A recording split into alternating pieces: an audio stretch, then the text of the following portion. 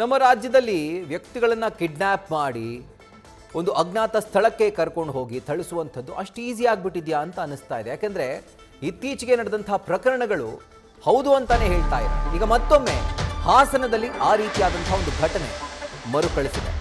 ಯುವಕನನ್ನ ಕರೆದೊಯ್ದು ಹಲ್ಲೆ ನಡೆಸಿರುವಂಥ ಆರೋಪ ಕೇಳಿ ಬಂದಿದೆ. ಹಾಸನ ಜಿಲ್ಲೆ ಬೇಲೂರು ಪಟ್ಟಣದ ಜೆಪಿ ನಗರದಲ್ಲಿ ನಡೆದಿರುವಂಥ ಘಟನೆ. ರೋಷನ್ ಅನ್ನೋನನ್ನ ಕರೆದೊಯ್ದು ಸುಮಾರು 6 ಜನ ಹಲ್ಲೆ ಮಾಡಿದ್ದಾರೆ. ಯುವತಿಯೊಬ್ಬಳ ಪ್ರೇಮ ವಿವಾಹ ಸಂಬಂಧ ಒಂದು ಹಲ್ಲೆ ಆಗಿರುವಂತಹ ಶಂಕೆ ವ್ಯಕ್ತವಾಗಿದೆ. ಇನ್ನು ಹಲ್ಲೆ ನಡೆಸಿ ಬರುವಾಗ ಕಾರನ್ನ ರೋಷನ್ ಕಡೆಯವರು ತಡೆದಿದ್ದಾರೆ. 2 ಗುಂಪುಗಳ ನಡುವೆ ಮಾರಾಮಾರಿ ಆಗಿದೆ. ಇದರಲ್ಲಿ ಕಾರಿನ ಗ್ಲಾಸ್ ಅನ್ನು ಒಡೆದು ಆಕ್ರೋಶ ವ್ಯಕ್ತಪಡಿಸಲಾಗಿದೆ. ಎಸ್ಕೇಪ್ ಆಗೋ ವೇಳೆ ರಸ್ತೆ ಬದಿಯ ಕಲ್ಲಿನಲ್ಲಿ ಕಾರು ಸಿಕ್ಕಾಕೊಂಡಿದೆ.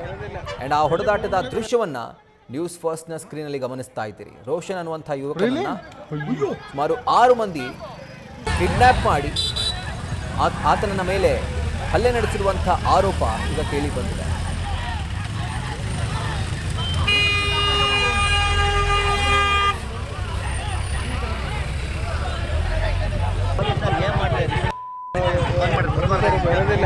ಎಲ್ಲಿ ಮೂವಿ ಮೇಲೆ